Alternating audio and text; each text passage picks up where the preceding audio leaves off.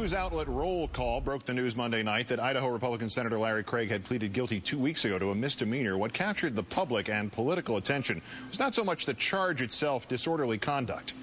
No, in our #1 story tonight, as the old saying goes, God is in the details, and the details are divine. Nothing graphic, nothing sexual happened after all.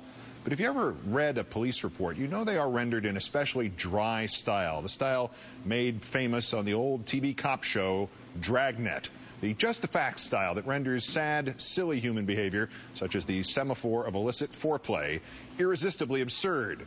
In that spirit, we offer the following dramatization, utilizing the actual unaltered text of the Craig incident report, embellished only with a Dragnet-style introduction and wrap-up, just like on the TV. No actual senators were harmed in the making of this film.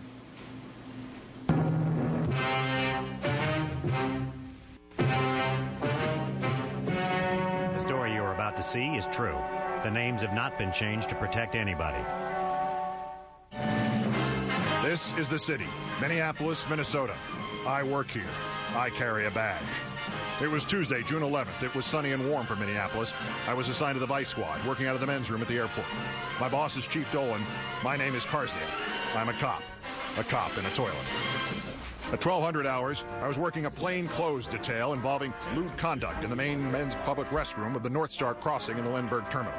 From my seated position, I could observe the shoes and ankles of a person seated to the right of me. An unidentified person entered to the left of me. From my seated position, I was able to see his shoes and ankles. At 12:13 hours, I could see an older white male with gray hair standing outside my stall. He was standing about 3 feet away and had a roller bag with him. The male was later identified by driver's license as Larry Edwin Craig. I could see Craig look through the crack in the door from his position. Craig would look down at his hands, fidget with his fingers, and then look through the crack into my stall again. Craig would repeat this cycle for about 2 minutes. I was able to see Craig's blue eyes as he looked into my stall. At 12:15 hours, the male in the stall to the left of me flushed the toilet and exited the stall.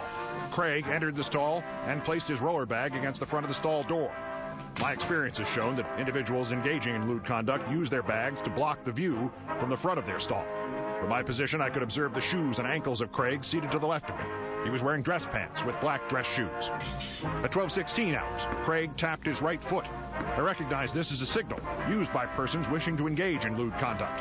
Craig tapped his toes several times and moved his foot closer to my foot. I moved my foot up and down slowly.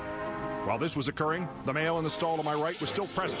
I could hear several unknown persons in the restroom that appeared to use the restroom for its intended use. The presence of others did not seem to deter Craig as he moved his right foot so that it touched the side of my left foot, which was within my stall area. At 12:17 hours, I saw Craig swipe his hands under the stall divider for a few seconds. The swipe went in the direction from the front door side of the stall back towards the back wall. Craig swiped his hand again for a few seconds in the same motion to where I could see more of his fingers. Craig then swiped his hand in the same motion a third time for a few seconds. I could see that it was Craig's left hand due to the position of his thumb. I could also see Craig had a gold ring on his ring finger as his hand was on my side of the stall divider. At about 12:19 hours, I held my police identification in my right hand down by the floor so that Craig could see it. With my left hand near the floor, I pointed towards the exit. Craig responded, "No." No! I again pointed towards the exit. Let's go. Craig exited the stall with his roller bags without flushing the toilet. Craig handed me a business card that identified himself as a United States Senator as he stated, "What do you think about that?"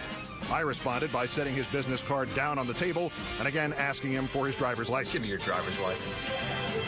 Later, in a recorded post-Miranda interview, Craig stated the following. He is a commuter. He went into the bathroom. He was standing outside of the stalls for 1 to 2 minutes waiting for the stall. He has a wide stance when going to the bathroom, and that his foot may have touched mine. The story you have just seen is true. On August 8th, Larry Edwin Craig pleaded guilty to misdemeanor disorderly conduct in court number 1 for the county of Hennepin. He never told anybody about it. Not his family, not his constituents, not the United States Senate. Not until his news conference on August 28th. In one moment, the results of that news conference. The countdown players in the film artistry of director Brendan Truffaut O'Melia. There's one further final note from Sergeant Karsnia's report in the final paragraph, in which the sad story of Senator Craig and the toilet foot tappers actually transcends the cramped and sordid confines of a Minneapolis men's room and becomes a story for all people for all time. Again, quoting the sergeant. Craig was worried about missing his flight. Detective Nelson tried to call the airline to hold the plane. The airline did not answer the phone. Ask not for whom the bell tolls. It tolls for thee. That's countdown for this, the 1,582nd day since the declaration of mission accomplished in Iraq. I'm Keith Olbermann. Good night and good luck. Our coverage of the Senator Craig saga continues now with MSNBC Live with Dan Abrams. Good evening, Dan. Mr. Olbermann, that actually may have been a better Dragnet remake than the Tom Hanks version. Probably.